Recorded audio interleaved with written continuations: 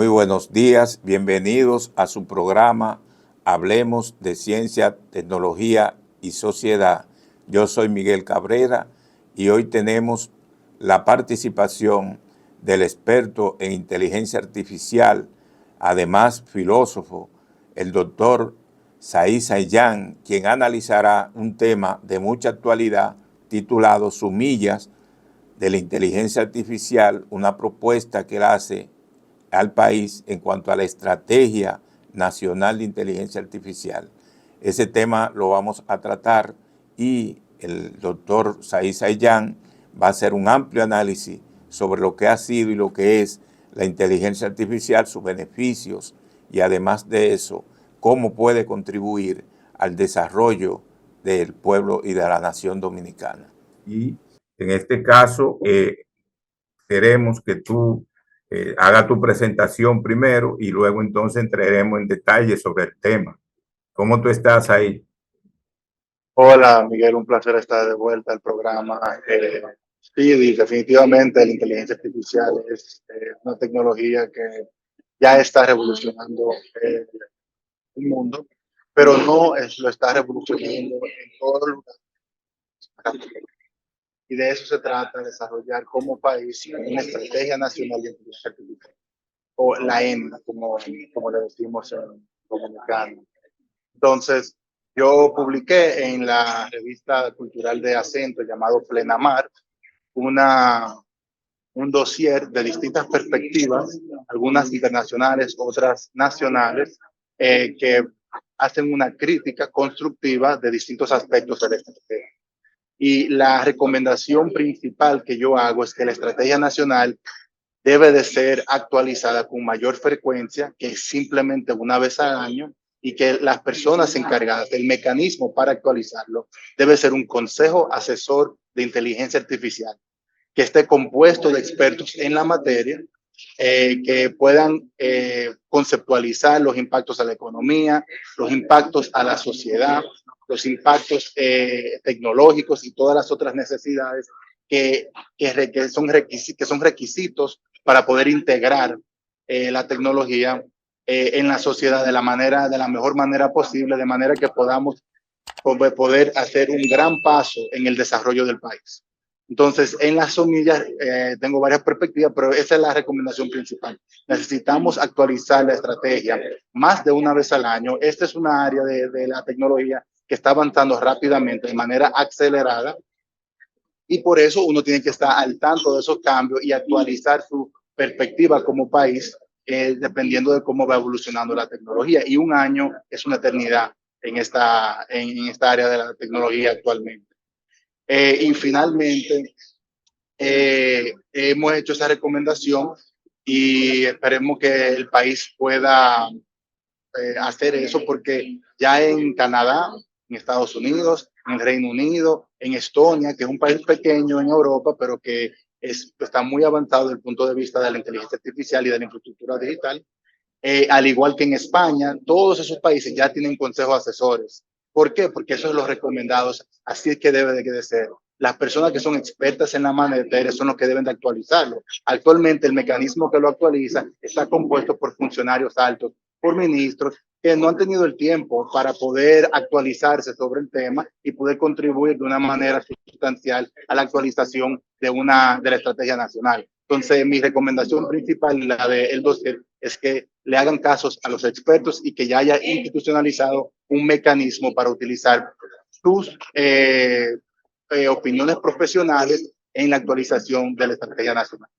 Sí, Said, también sería bueno para nosotros saber en qué consiste eso de inteligencia artificial y por qué una semilla de inteligencia artificial tú titulas ese trabajo que hiciste, que es de mucho valor y que el país debe de ver y evaluar cuáles son los aspectos en los cuales podemos beneficiarnos con todos esos conceptos que tú y recomendaciones que tú haces en ese trabajo.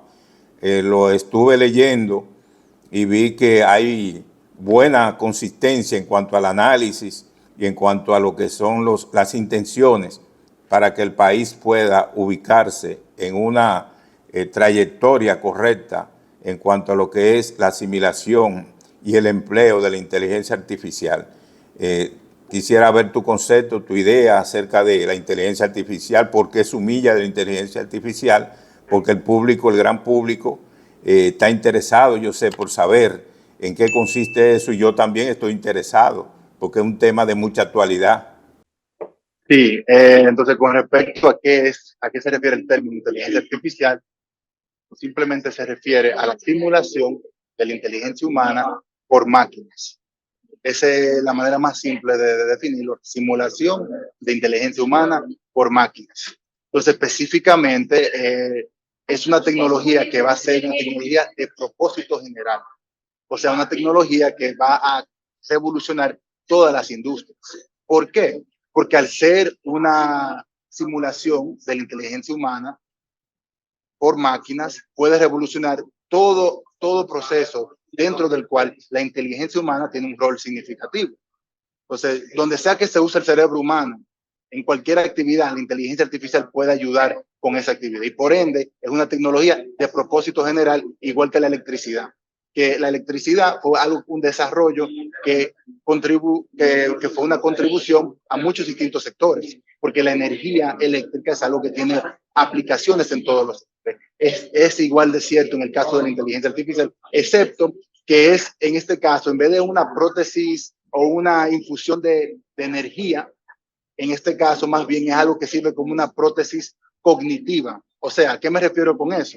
Eso significa que la inteligencia artificial puede amplificar nuestras capacidades mentales de manera asombrosa, ayudándonos a procesar información más rápido, tomar decisiones más informadas y resolver problemas complejos de manera más eficiente.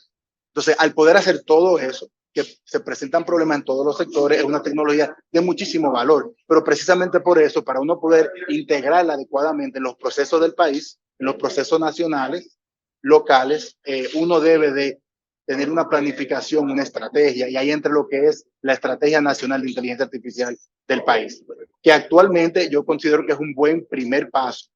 Considero que es un gran avance relativo a los otros países de la región, pero como región estamos bastante rezagados. Y a mí me gusta decir que no solamente estamos en pañales, sino todavía no estamos poniendo los pañales. Y yo llevo un año diciendo lo mismo y eso sigue siendo cierto. Tenemos que ponernos la pila para poder tener la estrategia adecuada para integrar esa gran innovación a nuestra sociedad y beneficiarnos al máximo. ¿Y por qué yo digo sumillas? Bueno, sumillas es un término que significa es una anotación en el margen de un documento oficial. Y el término sumillas se utiliza más en Perú que cualquier otro país latinoamericano. Pero yo digo, bueno, si ya tenemos una palabra en español que precisa con o sea, que es bastante certero al describir algo, yo prefiero utilizar esa palabra en español que otra que no es tan certera y que es demasiado general. Por eso yo no utilizo anotaciones o notas, porque ya eso sería más general de lo que yo me refiero. Una sumilla es una anotación al margen de un documento oficial, que en este caso es la Estrategia Nacional. Y de ahí proviene el uso de este término, en vez de los términos más usados en el contexto dominicano como anotación y notas. Y el punto también es que al ser algo al margen del documento oficial, se refiere y se enfoca en algo específico del contenido textual de ese documento oficial. Entonces, en todas las sumillas que tengo, que las he organizado según de dónde proviene el experto, si es internacional o nacional, cada uno está enfocado en un aspecto específico, donde ya hay un texto específico dentro de el documento oficial de la ENIA, al cual se le está agregando algo, se le está criticando algo de manera constructiva para que se pueda mejorar en su próxima iteración. Ahora también hay un elemento muy importante, que es la creación de un consejo asesor de inteligencia artificial en el país.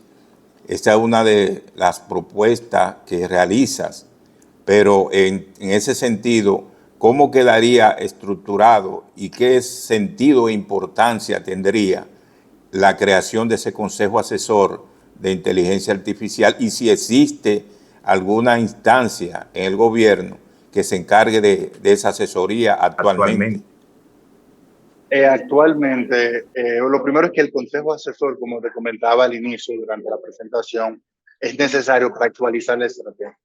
¿Por qué hay que actualizar la estrategia con frecuencia, más con una frecuencia periódica? Porque la tecnología de inteligencia artificial se está desarrollando rápidamente y las reacciones del punto de vista de la política pública, del punto de vista ético, del punto de vista tecnológico, del punto de vista filosófico, va cambiando también. Son reacciones que se demoran en ser desarrollados porque requieren repensar muchas cosas distintas. Y por ende hay innovaciones a todos los niveles, no solamente al nivel tecnológico, sino la percepción que tenemos de esa tecnología y también de cómo se puede aplicar de la manera más eficaz. Y como consecuencia hay mucha información nueva que se levanta todas las semanas, en relación a no solamente el desarrollo de esta tecnología, sino también a su implementación en la sociedad. Entonces, como consecuencia, hay que tener un mecanismo para actualizar la estrategia a según se va aprendiendo más y más de esta tecnología. Una gran preocupación en un sector que sostiene que la inteligencia artificial, ese desarrollo tan vertiginoso que tiene, puede afectar el empleo. Es decir, muchos especialistas en algunos trabajos dicen que esos técnicos que han aprendido y han estudiado algunos aspectos que les sirve, algunos conocimientos que les sirve para insertarse en la producción, ellos sostienen que con ese desarrollo de inteligencia artificial, ese tipo de trabajo no va a tener importancia, es decir, no va a tener uso. Entonces ellos se van a ver en una situación de desempleo total. ¿Cómo tú verías eso o analizarías ese fenómeno que se podría dar con el desarrollo de la inteligencia artificial en el país? Y si podría, en realidad, como dicen muchos, aumentar el desempleo en República Dominicana. Bueno, lo primero es que toda revolución tecnológica implica algún tipo de reconfiguración del mercado laboral. Porque con la revolución tecnológica que tiene valor económico, eso implica que se puede utilizar en las industrias del momento de manera que le es beneficioso, de manera que optimiza o mejora o resuelve algún problema que tiene valor económico. Y puede ser que eso implique el desplazamiento laboral de ciertos tipos de empleos. Pero es importante entender que no se debe de considerar como un desplazamiento en el sentido de que ya fue desplazada la persona y descartada, sino que más bien es algo que implica una migración.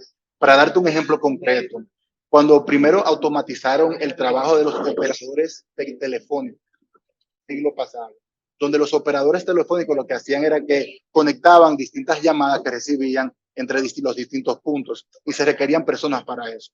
En su tope, eso fue un trabajo, una categoría de trabajo que era un 15% de toda la población laboral de Estados Unidos, 15%. Pero luego AT&T, una compañía telefónica, decidió automatizarlo y fue exitoso al hacerlo. Y ya en menos de un año, en alrededor de unos pocos años, toda esa categoría desapareció porque ya no era necesario.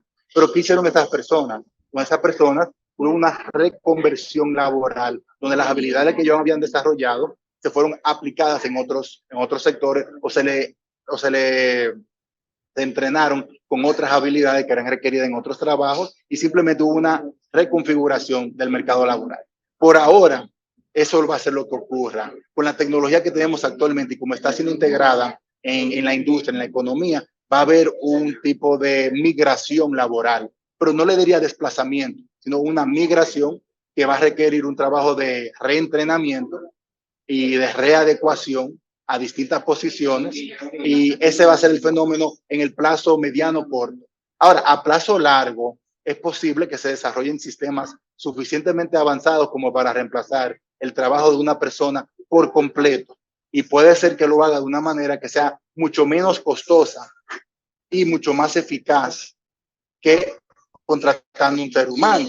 ya en ese futuro que es más lejano, es posible que haya un real desplazamiento donde simplemente todos los trabajos de importancia económica van a ser trabajos que lo harían las máquinas. Y en tal caso, lo que pasaría es que habría que ver cómo se puede reconfigurar la sociedad para que ya el sistema capitalista del cual uno depende hoy en día para la distribución de los bienes y de la riqueza, se tendría que reconfigurar para poder adaptarse a esa nueva situación.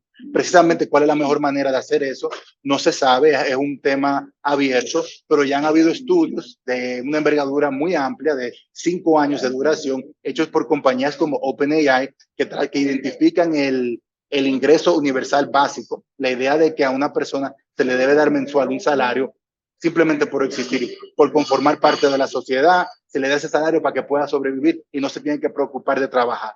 Entonces, ellos recomiendan hacer algo así y específicamente el método adecuado, la manera adecuada de hacerlo. Y tiene un estudio que acaba de concluir de 5 años, donde ellos revisan todas esas posibilidades, porque ellos creen que ellos van a desarrollar la tecnología para ese desplazamiento. Pero te recuerdo que ya esto sería un futuro un poco más lejano. Actualmente la posibilidad del desempleo es una posibilidad que implica una migración, no un desempleo total. Sí, pero hay una parte de tu trabajo que lo estuve viendo de manera muy detenida, porque planteé una posición en cuanto a lo que son las cooperativas, es decir, cómo la inteligencia artificial puede incidir en las cooperativas y de qué manera también tú planteas que puede favorecer a los socios. ¿Cómo tú verías ese fenómeno en cuanto a las cooperativas? Veo que hace un buen análisis, es decir, en cuanto a lo que es el tema de las cooperativas. ¿Cómo lo analizaría? Escucha, yo lo que quería aclarar de un inicio es que esa idea no fue mía, esa idea es de Pedro José Ortega, que es un investigador asociado en el Instituto de Estudios Dominicanos en CUNY, en Nueva York, y que también es profesor en la UAS. Entonces, esa fue la idea de él, quiero aclarar eso, pero sí, yo hice un resumen de su idea, y básicamente la idea que él tiene es que, primero, la IA es crucial para fomentar estas cooperativas solidarias y que, espérate un momento, las cooperativas, sí. Básicamente, si lo que pasa es que me estoy llevando directamente del texto, porque como no es mi idea, quiero asegurarme de comunicarla correctamente. Lo que sí quiero hacer es que las cooperativas tienen esa propiedad compartida y la idea es que ofrecen una mayor seguridad laboral y beneficios económicos. Y también han demostrado que tienen una resiliencia ante la crisis. Entonces, la idea es que la IA generativa puede desarrollar ecosistemas cooperativos. Como te comentaba, la IA es algo que amplifica las capacidades mentales del ser humano. Entonces, en cualquier contexto. Entonces, en el contexto de la cooperativa, donde ya se ha visto que tienen estos beneficios adicionales, se puede implementar la tecnología para crear unas cooperativas más eficaces y de esa manera también para contribuir a la inclusión social de los dominicanos. Este es un modelo que se puede replicar en cualquier parte del mundo, pero de todo el mundo se pueden incluir en esta revolución tecnológica. Eso es lo novedoso, lo que yo vi que me gustó mucho de su idea, es que es novedoso en el sentido de que está viendo cómo la implementación no solamente beneficia al capitalista, al empresario, al dueño de los negocios, pero cómo también puede beneficiar a otras estructuras alternativas de distribución económica, como las cooperativas, y en ese caso toda la comunidad tendría una interacción directa con la IA y de manera y como consecuencia se beneficiaría. Entonces me pareció es una excelente idea, pero como te digo, no es mi idea, la idea de Pedro José Ortega. Sí, muy novedosa esas ideas. Es idea que esperamos que sean también analizadas y que se vea lo positivo porque tiene justificación plantear eso desde ese punto de vista.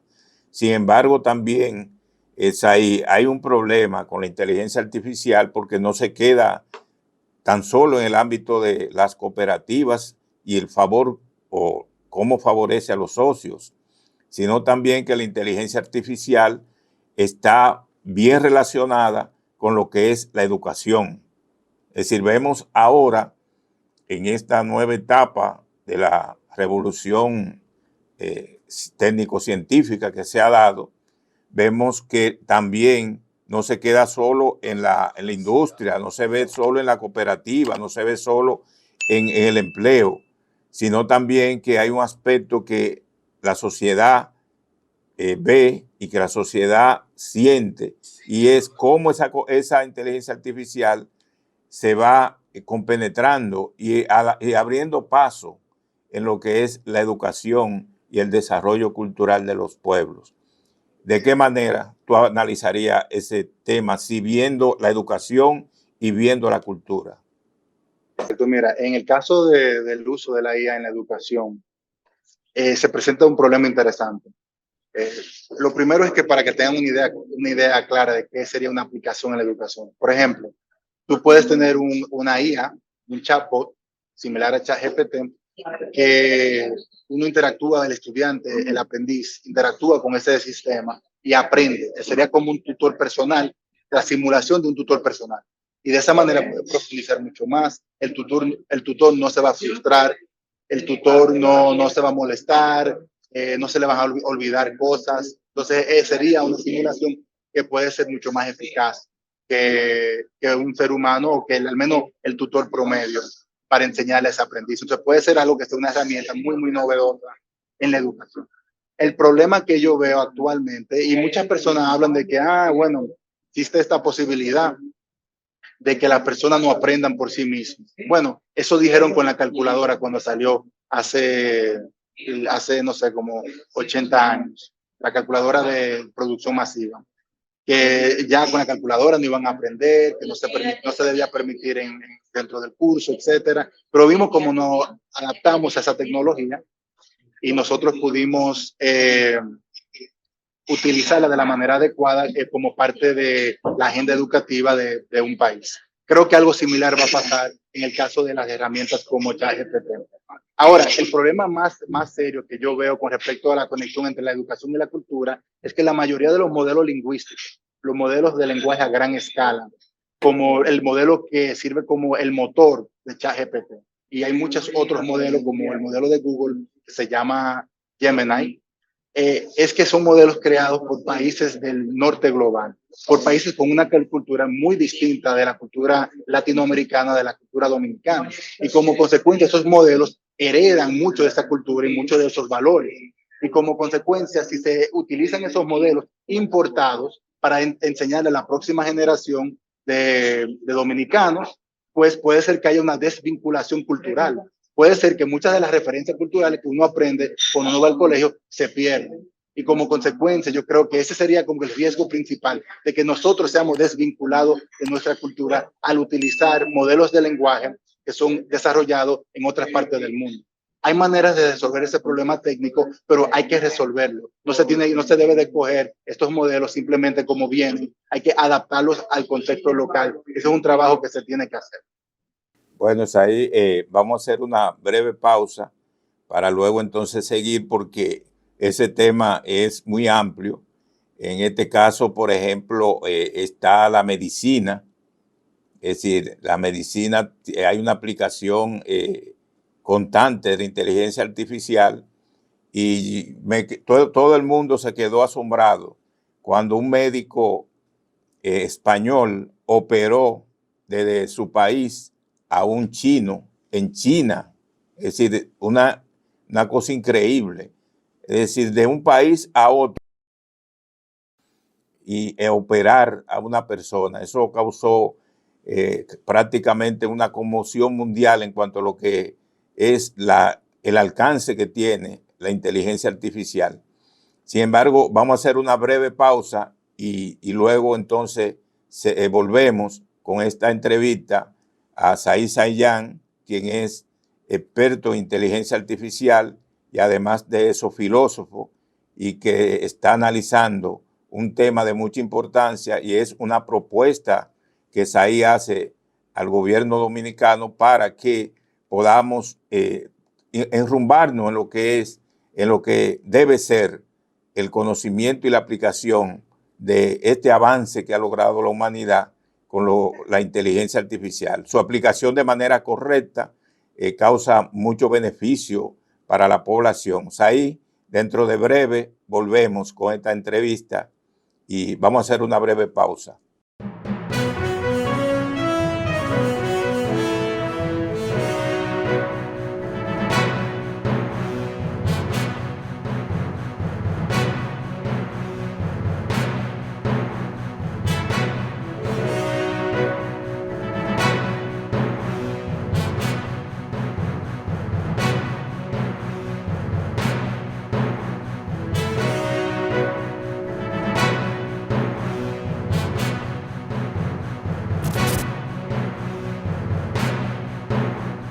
Bueno, entonces ahí vamos a continuar. Es decir, que había una pregunta que te había dejado acerca de cómo impacta en la medicina esa inteligencia artificial, porque te decías que el mundo quedó asombrado cuando vio que un médico desde España operó a una persona que estaba en China, a un paciente. Es decir, eso fue extraordinario. ¿Cómo se vería eso, ese caso? Con respecto al caso de la cirugía, yo tengo 3 puntos que hacer con respecto a la incidencia de la IA en la medicina. En el caso de la cirugía, dos de esos puntos conectan. Lo primero es, como tú comentabas, que el cirujano me dijiste que Chile. No, desde España. Desde España pudo operar a una persona que se encontraba en la China. Muy impresionante eso. Y eso es uno de los puntos que quiero resaltar, que es que ya en el caso de la cirugía, que se considera y se consideraba el oficio dentro de la medicina que era más robusto contra el impacto de la inteligencia artificial, ya se ve que hay incidencia hasta en esa disciplina. ¿Y por qué se pensaba eso? Porque requería habilidades motoras muy especializadas, que aún la robótica no ha podido emular con mucha precisión, excepto para ciertas operaciones específicas. Entonces, en el caso que tú me demuestras, se ve como ya una herramienta ha robotizado en parte, pero no completamente, el acto, la actividad del cirujano, de tal manera que un cirujano que se encuentra en España puede operar en una persona que se encuentra en China. Entonces, ya ahí tuve como ya parcialmente ha sido robotizado lo que se esperaba que iba a tomar más tiempo para ser automatizado dentro de la medicina, que es la cirugía. Otro punto interesante también es que el impacto que ha tenido el desarrollo de la robotización parcial, por la que tú detallas, ha sido un impacto que también impacta en el entrenamiento de otros cirujanos aprendices. Normalmente el cirujano aprendiz aprende a operar en una persona con el paciente en esa misma sala de operación y con el mentor enfrente enseñándole cómo usarlo. Ahora, porque ya se puede robotizar y se puede operar a larga distancia, ya hay muchas oportunidades de enseñanza que se pierden y por eso ha bajado la calidad del entrenamiento de cirujanos humanos gracias a la incidencia de la robotización. Entonces, eso es una incidencia, eso es como un impacto inesperado de la robotización parcial, solamente parcial, ni siquiera completa, de la cirugía. Y otro punto que quiero hacer en relación a la medicina, que es que precisamente esos oficios que requieren mucho movimiento, que requieren movimiento motor, navegar, como en el caso de las enfermeras, se considera que en el orden de automatización de los oficios de la medicina, las enfermeras vienen después de los doctores, porque en la mayoría de los casos los doctores lo que hacen es que hacen una evaluación. Ellos básicamente determinan el diagnóstico y el tratamiento, pero ¿quién es que se lo da al paciente? Y ese es el empleado, ese es el enfermero o la enfermera. Entonces, las enfermeras tienen un trabajo que es aún más robusto ante la automatización de la medicina que los doctores, que es algo que es un poco contraintuitivo, digamos. Y era otro punto que quería hacer, que lo que va a proteger los oficios dentro de la medicina son obstáculos como los obstáculos físicos, motores, que son requeridos, que la robótica aún no ha alcanzado el nivel adecuado, al igual que los límites legales. Es posible que una profesión como la anestesiología, que es muy delicado, que hay muchas licencias que se requieren, hay que tener un control sobre las sustancias, que no se confíe que una máquina lo haga correctamente, o que si se pone una máquina hay que identificar que si algo va incorrectamente, ¿a quién que se va a culpar? Por eso en muchas ocasiones las compañías de seguro van a preferir mantener el humano ahí por razones legales. Entonces, ahí vemos cómo son las barreras legales, las barreras motoras o de navegación y por ende robóticas, que son las barreras que van a determinar el curso de la automatización a lo largo de la industria de la medicina. Ahora, volviendo al caso del país, de la República Dominicana, se supone que ha hecho una evaluación de cómo esa estrategia nacional de inteligencia artificial puede ser aplicada y puede ser llevada a cabo en las condiciones en las cuales se desempeña el país. Quisiera saber si ha visto interés y además de eso voluntad política, que es lo más importante, para que esa estrategia nacional de inteligencia artificial pueda ser impulsada, porque esas son acciones que deben provenir de las autoridades gubernamentales, porque es una iniciativa de ustedes hacer la propuesta, pero tiene que haber todo un andamiaje gubernamental que permita que esa inteligencia artificial, que esa estrategia nacional de inteligencia artificial pueda ser aplicada. No Sí, sé la evaluación que tú has hecho sobre ese tema. tiene que haber una acogida del gobierno para que se puedan implementar eficazmente y con la envergadura adecuada. Eso no hay duda. Ahora, yo creo que en el caso de la República Dominicana, si tú te enfocas en la estrategia nacional, te das cuenta de que está muy enfocada en la aplicación de la inteligencia artificial en la administración pública. O sea,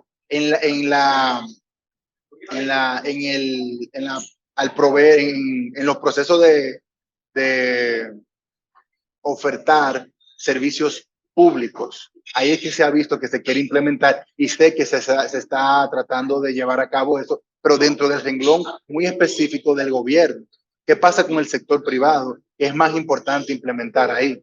¿Qué pasa con las universidades? Es muchísimo más importante implementar ahí. ¿Qué pasa con las escuelas públicas o los colegios privados?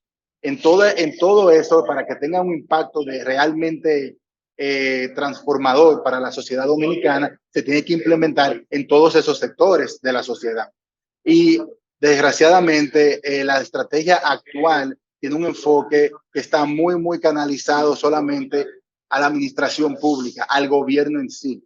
Entonces, tiene que haber una expansión de su misión para que tenga el impacto adecuado en la sociedad. Entonces, ese sería mi análisis al respecto de qué tanta acogida tienen este intento, esta ambición, esta aspiración de implementar la inteligencia artificial en el país.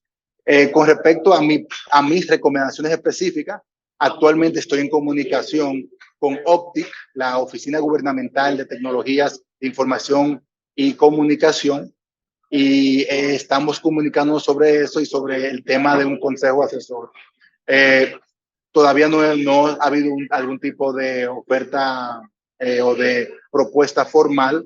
Entonces, sabe, la voluntad política en el país, no solamente dominicana, puede cambiar de un momento a otro, en un va y bien, va y bien. Entonces, no tengo certeza, pero veo que hay comunicación e interés en la propuesta específica que yo planteo en plena mar y espero que sean acogidas de la manera relevante en el momento adecuado. Cuando hablas de un consejo asesor para la aplicación de esta Estrategia Nacional de Inteligencia Artificial, uno a veces piensa y se hace la pregunta, ¿y cómo estará integrado este consejo asesor? ¿De qué manera cada uno de esos integrantes va a ejercer sus funciones? ¿Y qué rol va ese consejo a desempeñar en cuanto al impulso de esa Estrategia Nacional de Inteligencia Artificial? Son muchos interrogantes que surgen de ahí. No sé cómo tú le darías respuesta a esas interrogantes que le surgen y que se crean a partir de la creación de un consejo asesor de inteligencia artificial, que sería el eje fundamental, la estructura fundamental para que esa Estrategia Nacional de Inteligencia Artificial sea impulsada a partir de ahí. Tiene que haber esa voluntad política, pero también ese consejo tiene que ser funcional, porque aquí se crean muchos asesores, muchos institutos, es decir, se crean muchos mecanismos de asesoría, pero en realidad no funcionan. Entonces, ¿qué garantía hay para que se cree ese consejo asesor y que avance de como una pauta para que ese proyecto se lleve a cabo? Lo primero es que no hay garantía formal de que eso sea exitoso, obviamente, pero lo que sí yo puedo es proponer estructuras para tratar de hacer la iniciativa, en caso de ser acogida, lo más probable y que para que su éxito sea lo más probable posible. Entonces, como una primera medida es que no deben de haber funcionarios del gobierno en el consejo asesor participando de manera titular o de manera, digamos, casi ceremonial, digamos. Tiene que ser que todo el mundo que esté en ese consejo tenga una función específica a llevar a cabo y que esas funciones específicas estén conectadas directamente con la misión de mejorar la estrategia y asegurar su implementación. Entonces, ya yo he desarrollado una estructura, pero que todavía de cómo debe de estar configurado esa organización. Aún no he llegado a un punto donde puedo en público comenzar a hablar sobre ella porque me faltan unos cuantos hilos por atar, pero una condición necesaria es que los expertos sean expertos en su área y en inteligencia artificial y la interacción entre los dos. Entonces, van a haber expertos economistas, van a haber eticistas, van a haber tecnólogos, van a haber científicos.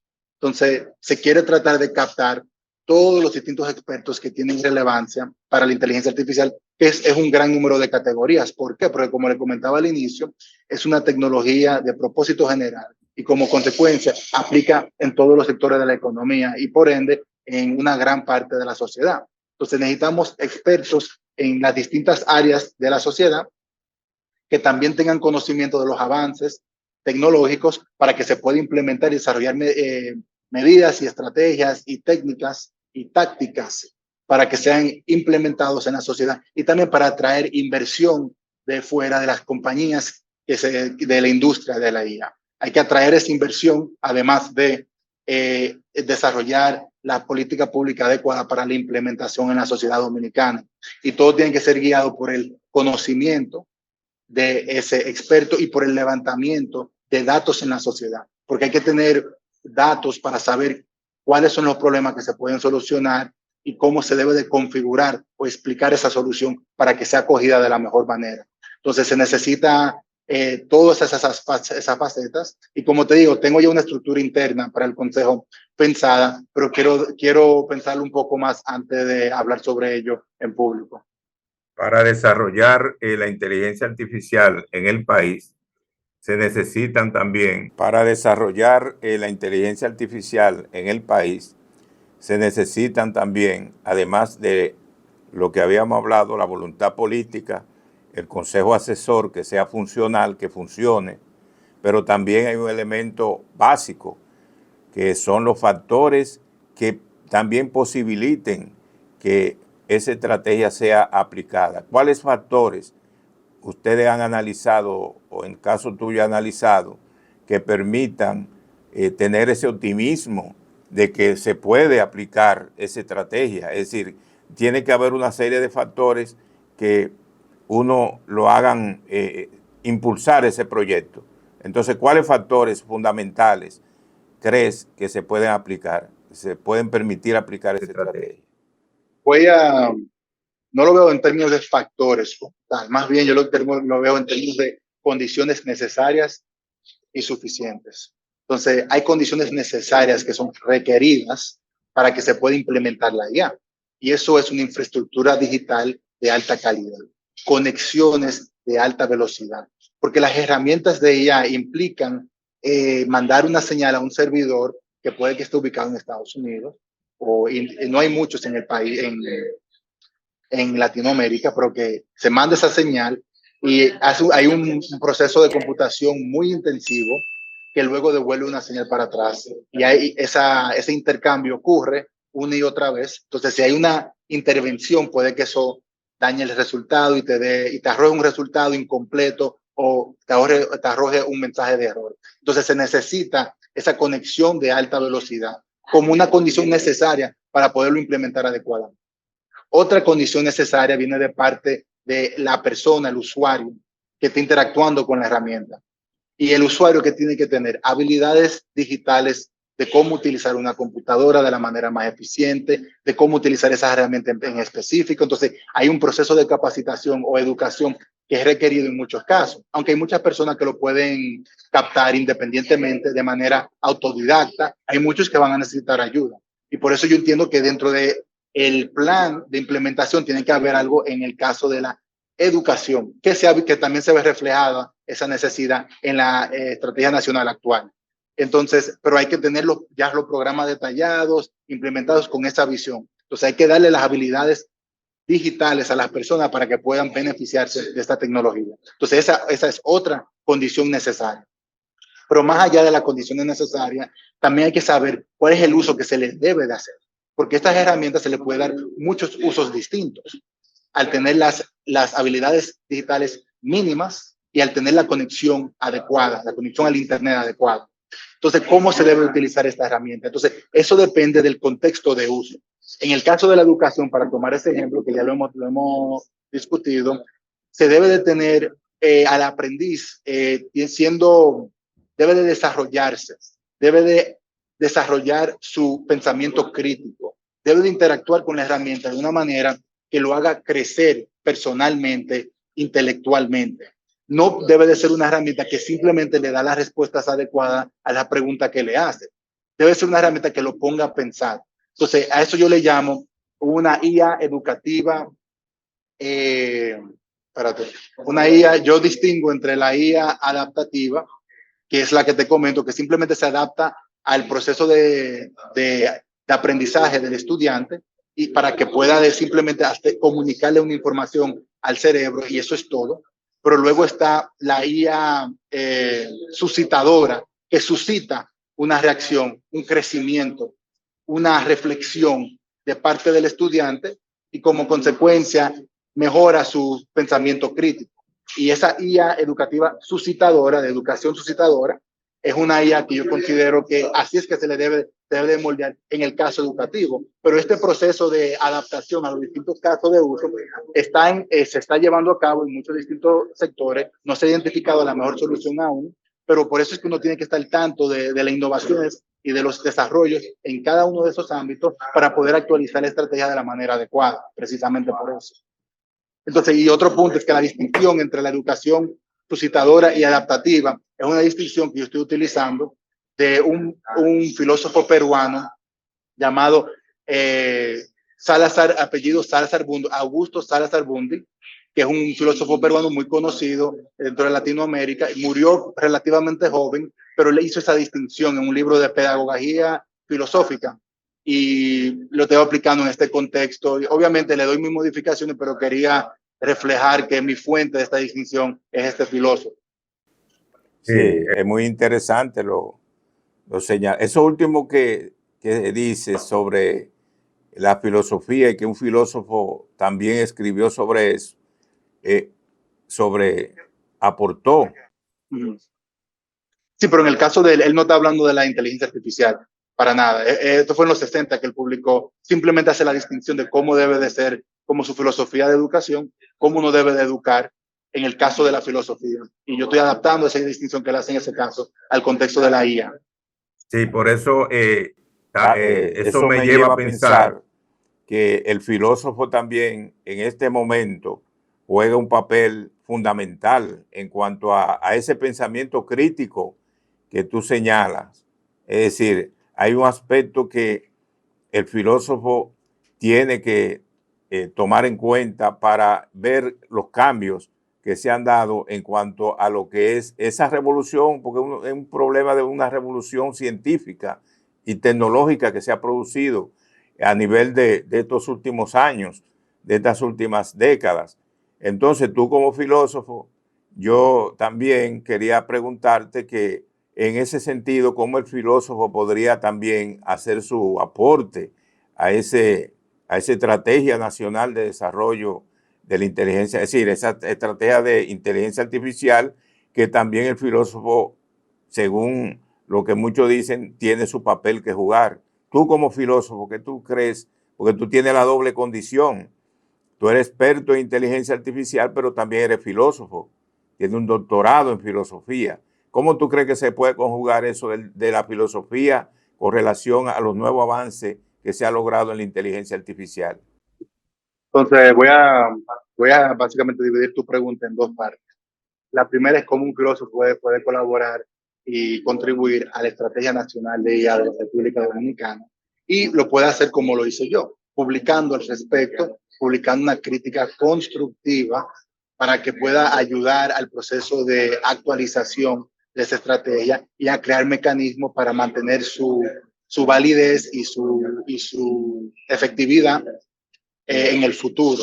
Entonces, para contribuir a que sea algo eficaz. Entonces, pueden hacer lo que yo hice.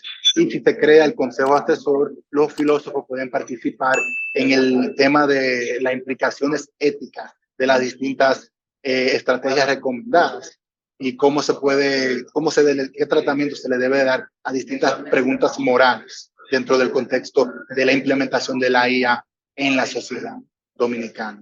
Ok, esa es la primera pregunta. Ahora, hablar en términos más generales del rol de un filósofo en esta revolución tecnológica, bueno, el filósofo puede contribuir con mucho. Existen muchas cuestiones éticas que no se habían contemplado anteriormente y que se están contemplando por primera vez con este avance.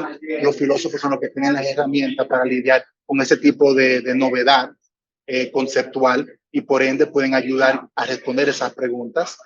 En una segunda capacidad en la cual el filósofo puede ayudar es que también se está considerando que la tecnología actual puede evolucionar a ser mucho más poderoso que el humano. Entonces, eso implica de qué uno debe de hacer. Por ejemplo, uno de los mejores libros que yo he leído sobre la automatización del trabajo y el impacto que tiene eso sobre la sociedad fue escrita por un filósofo que trabaja en una universidad inglesa, y el libro de él se llama Automation and Utopia, es en inglés, es automatización y utopia, y básicamente él da un tratamiento filosófico del tema y sus consecuencias, y fue muy iluminador para mí tener esa perspectiva de él. Entonces, para esos temas que implican grandes cambios al nivel de la humanidad, ¿quiénes son los pensadores que tienen más experiencia con los conceptos más amplios y generales? Son los filósofos.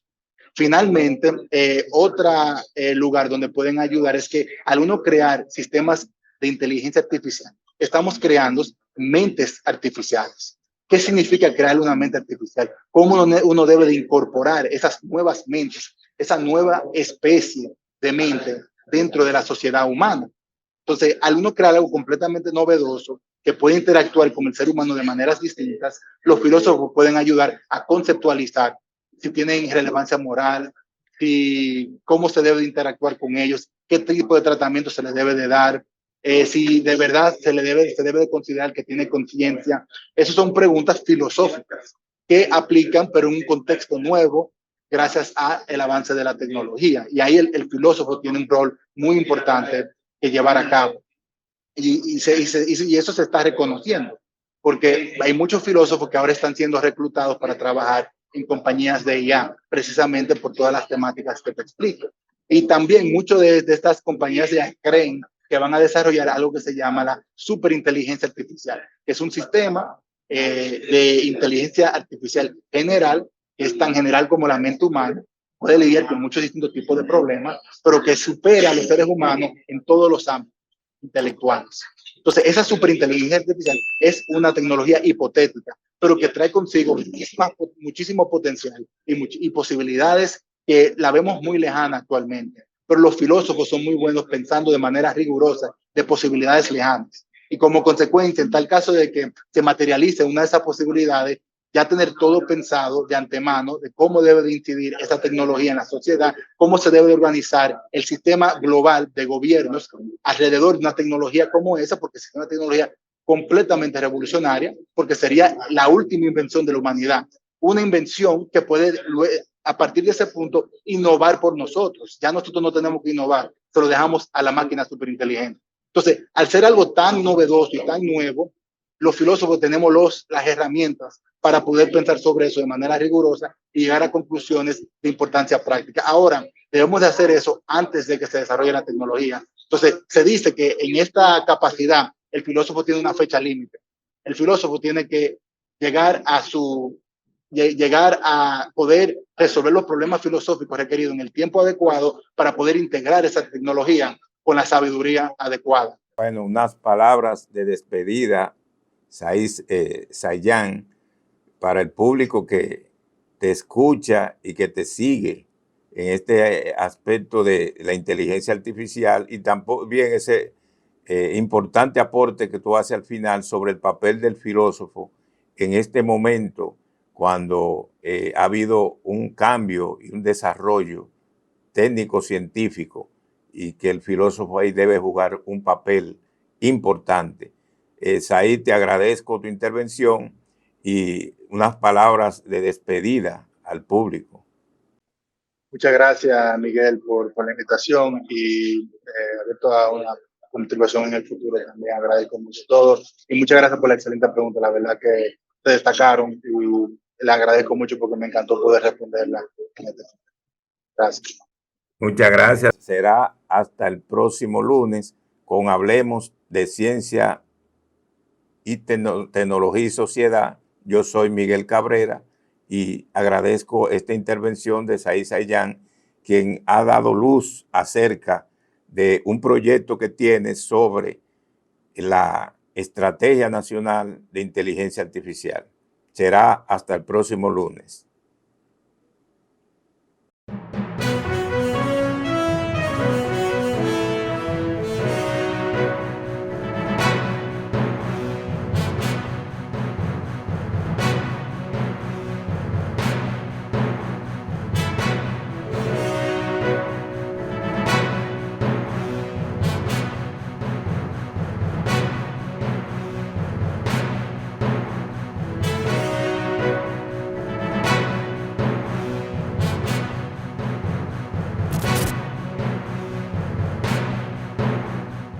De la noticia.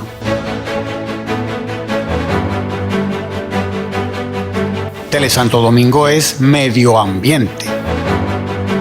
En Tele Santo Domingo somos cultura, salud, economía, deportes. Tele Santo Domingo, televisión con sabor dominicano.